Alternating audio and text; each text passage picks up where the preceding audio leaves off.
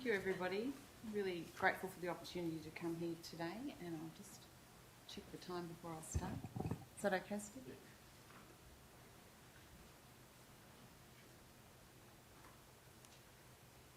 I'll just perhaps start with a little bit of background about the kind of journalism that I've done and I'm doing.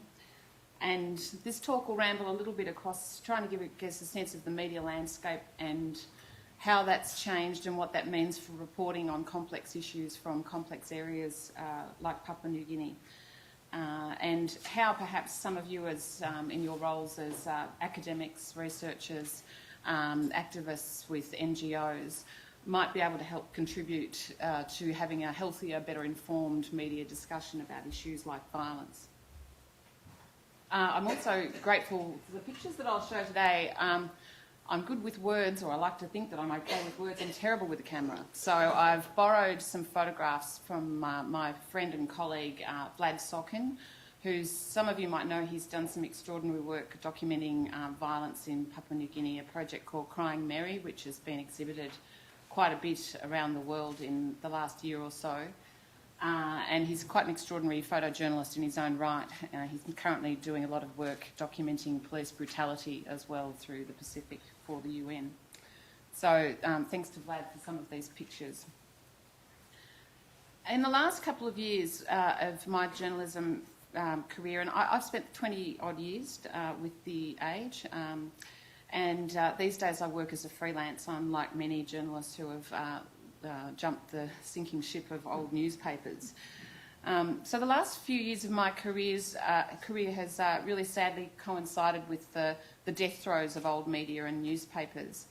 But I tried, I guess, to focus while I could, while there were still some resources and some possibilities within newspaper budgets and newspaper constraints, to do what the old broadsheets used to do so well, which was to try and tell really rich stories about fascinating places and realities. And increasingly I found a couple of areas were particularly neglected, and I thought I may as well jump in and see what I could do in those areas. One of them related to climate change science, a lot of discussion often around carbon prices and carbon policy, but surprisingly little about actual scientific work on the ground, where the data comes from, and what I thought was the fascinating story about the individuals of how do they gather up this information, where do they go, the ends of the earth that they visit to collect the data and to tell the stories about how the planet's changing.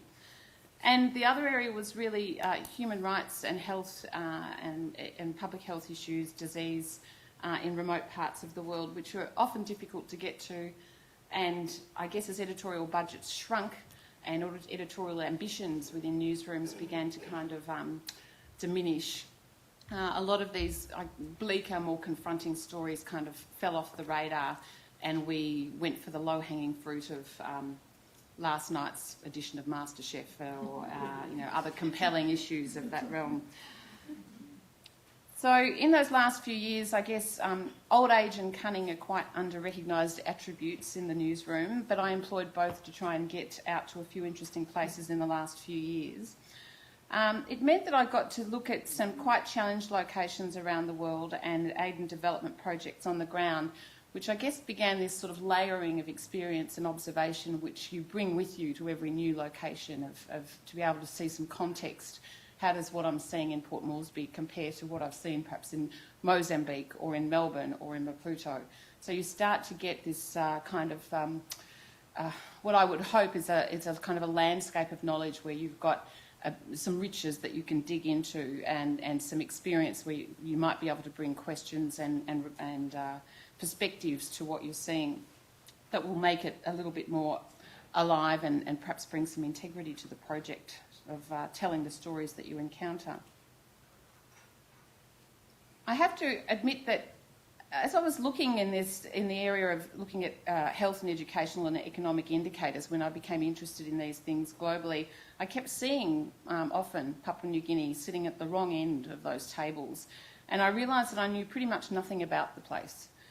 Despite the close historical, geographic, political and increasingly the share market ties between our nations, there was very little substantial reporting coming out of Papua New Guinea in recent years. Generally what you would have would be some sort of crisis or meltdown occur, at which point editors would scramble to put people on planes and get them visas and go and cover this flashpoint. Generally that always involved men in suits, men in uniforms, men with guns. Very rarely did you see women in that landscape at all, unless they were sort of, the file footage looking downtrodden between scenes of people chesting each other over whatever the power dispute was at the time.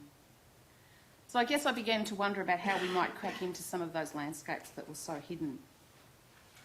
Today there are only 2 full-time Australian correspondents working in PNG, whereas when I started my career there were still probably 3 or 4 attached to major mastheads who were full-time correspondents and had a real knowledge of the country, and were able to sort of, I guess, bring their wisdom and their contacts and their insights to make sure that we had a fuller story told to us about what was occurring there. And what we have now is really this crisis-driven model, and we don't get to see the context, and I guess it's context that I'm really concerned with.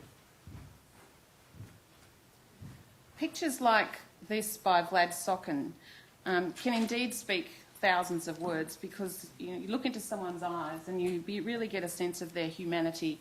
You look at the things around them and the location where they're photographed, and you get a sense of the reality, the grittiness of the environment in which they live, their context. And I guess beyond that though, who is this girl? Where did she come from? How did she come to be beaten? Why was she beaten? And that's when putting that picture within the framework of words becomes more and more complex, and that's really the challenge. To me, the kind of journalism that I find really appealing as both a consumer and that I aspire to work on as a reporter is all about digging about that search for context. And it's a bit of an imperfect sort of eternal quest. But if you don't have a crack at it, the stories that we share about Papua New Guinea will always be sort of hollow and meaningless.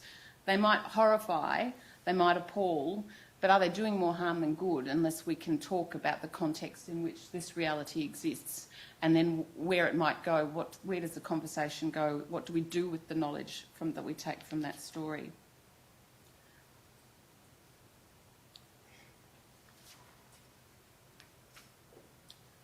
I think that these pictures and these stories are really important because it's about connecting realities and teaching something about ourselves and our reality, and informing us about something about the process of learning about those remote realities. Tells us about ourselves, tells us about the way the world works, and ultimately it might provide us with the information to yield some kind of response.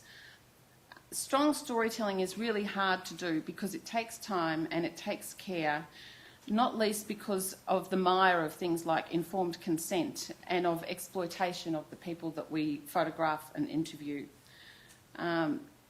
Really, they're very incredibly generous and incredibly trusting in giving us their stories and allowing us to photograph them when they're often at their most vulnerable in order to communicate their stories authentically. In our media landscape, as we go through this period of upheaval and the old newspaper model collapses because it's no longer got the money flowing through from advertising which supported the old journalism practice, with that all collapsing, it's very difficult for newsrooms to find the resources, and for editors often to find, I guess, the nerve and commitment and guts to run stories carefully, thoroughly, deeply, and to continue the conversation, not just to do the hit and run, but to follow up with more stories, what's happened, what has failed to happen. Complex, important storytelling challenges both the writer and readers because there are not neat endings or clear beginnings as to where it all came from, and there are not easy answers. To tell these stories authentically out of places like Papua New Guinea, you literally and metaphorically have to find a path through the jungle, through the settlements, over mountains, across the sea, the sort of adventuring we heard about this morning from those the young men that were doing the survey work down in Gulf Province and up in Enga. These are really difficult landscapes to get across, but we need to take our readers through those realities and then sort of have them sit down in the village and introduce them to the people who can tell them about what's actually going on here. The perspective, though, that I have to make clear here is that I'm an Australian journalist writing largely for an Australian audience, commissioned, when I'm lucky now as a freelancer, by Australian editors. So when I tell stories out of a place like Papua New Guinea, I'm trying to introduce readers to their neighbours. I'm presuming that they don't know them at all, and often that's a pretty fair assessment to begin with. And I'm trying to take them inside their world, and this is an exercise that's fraught with lots of pitfalls and difficulties. The ugliest traditions of this kind of journalism were perhaps most memorably captured in the memoir by one English veteran foreign correspondent who called his book "Anyone Here Been Raped and Speaks English?" And this was memorable because of what it really said about the kind of transaction that occurred in these landscapes when foreign correspondents heard about some sort of crisis, heard that violence, abuse, warfare, some sort of a fallout had occurred, and they're walking into that landscape and very imperfectly trying to gather up the evidence that they might present to their readers back home. But as I said, it's a very imperfect model. But the truth is that sometimes field reporting is still very much shaped by that kind of hurried, raw imperative to get to the story fast, and it's often taken over and shaped by the two or three people with the loudest voice, the best English, and perhaps the most at stake in a discussion. So you can very quickly find that your efforts to tell an honest story from a remote place where you're pretty unfamiliar with the way the lay of the land falls is that you might find that you've been hijacked or taken up a particular alleyway in relation to the way the story unfolds that you might later discover was not as careful or thoughtful as it ought to have been.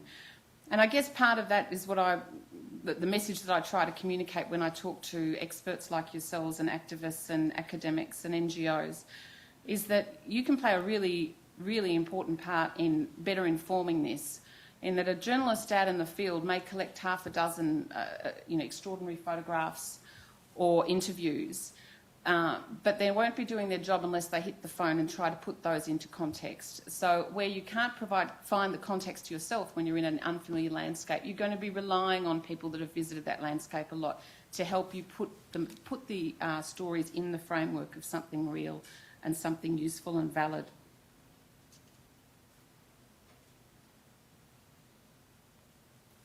I find this picture, just as an aside, really interesting because of two elements, not just the despair on this woman's face, but the humanity of the woman looking after her at that moment.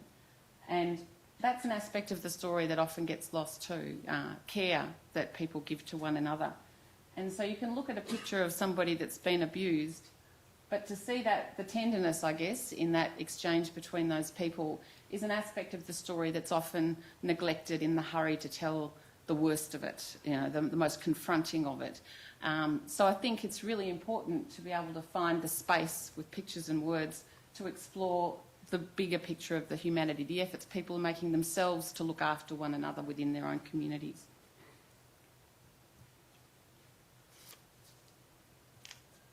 To venture into a society that's as complex and rich and baffling as Papua New Guinea and presume an attempt to tell its stories is a pretty ambitious exercise. And I've spent many nights in pretty lousy beds in falling down shacks on busy roads in the middle of Papua New Guinea or in the middle of the bush in Papua New Guinea, waiting for the generator to fire up in the morning or for the roosters to shut up in the morning, and wondering what on earth I'm doing there and how I can possibly bring some real eloquence and authenticity to telling this story. And how do I take it out of this location and communicate it, even with the luxury of a couple of thousand words that I might have now in an online newspaper, where I'm freed from the old word constraints that newspapers used to put on us. If you're not a little bit crazy when you start, you probably soon will be at the end of trying to tell these stories, because what you realise is you start to pull a thread and follow it, and pretty soon you're realising you're unravelling this whole incredibly intricate picture. So you start with a story about violence, or you think that you're starting with a story about violence.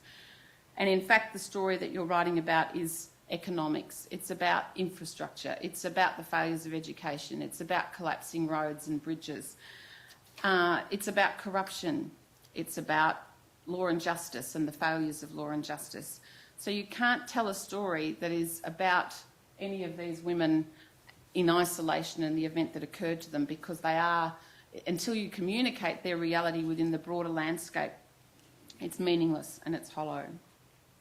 Anyone can go and sit, as I've done, outside the emergency room at Tari or Mount Hagen or Goroka or Kundiaba or Port Moresby, and they can collect enough material and photographs to tell dozens of shocking stories. But what does it tell us? What does it teach us? What can we do with these stories? And I guess for the first story that I tried... Oh, actually, I've gone ahead of myself there. The first story about violence that I tried to pursue when I was in Papua New Guinea was actually up around Tari, where Medicine Sans Frontières had responded to an Oxfam report from memory which identified levels of social and domestic violence that were akin to a war zone. And I went there thinking that I was going to be writing a story about tribal violence, but then as I began to talk to people at the hospital and to talk to local members of the community, I realised it was a much more nuanced story than that. And I couldn't really begin to touch it unless I understood the realities of the families and how they related to, you know, the history, something of the history of Hela. And you begin cracking open some of these sort of mind-blowing histories and cultural paradigms, and you feel yourself quite adrift often in these situations. But you can't tell the story about the violence that you see in a location like Tari Hospital until you put it in the context of cultural norms, history, and the arrival of the LNG. So all of these things have to be brought into the story to give the narrative any kind of integrity. I remember asking at the MSF team that were working on site there in Tari, and the surgeon had just come from the Swat Valley in Pakistan and the conflict there, and the nurse had just come from the Congo, from Eastern Congo, where she'd been repairing women that were victims of terrible sexual violence across in Goma. And I said to them, how does what you're seeing here compare to what you've seen in those parts of the world?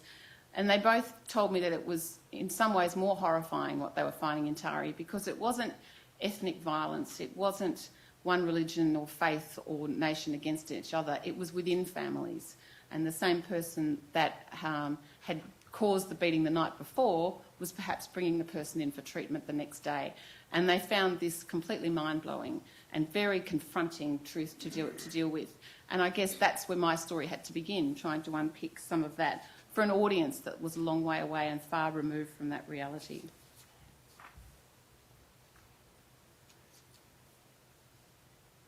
Bit by bit, over the repeat trips and listening and reading and re-listening to the interviews and going back to the experts, some of whom are in this room, you begin to, as I said, require a layering, and you begin to try to tell a story that's not just about the man who attacked his wife with a bush knife, or the girl who was gang raped, or the gang that tortured a woman in a public place.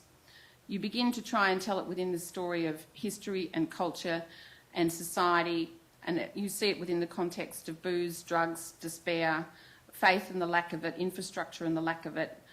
And I guess that's where we begin to see some capacity for where the story goes next and how we might react or how we might respond in our distant reality. Quite recently, the story that I wrote on sorcery-related violence in Papua New Guinea. I seem to have lost that picture.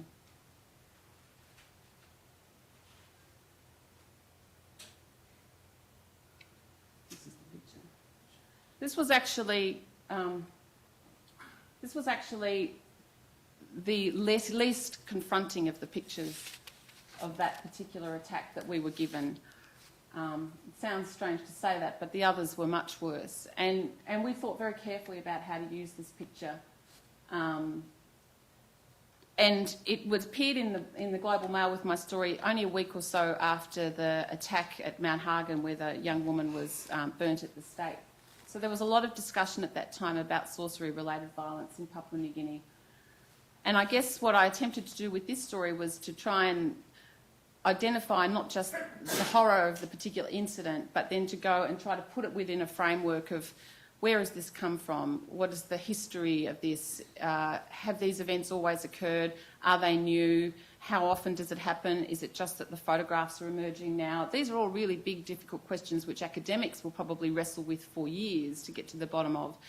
And we're attempting within the framework of a couple of weeks to provide a context for this.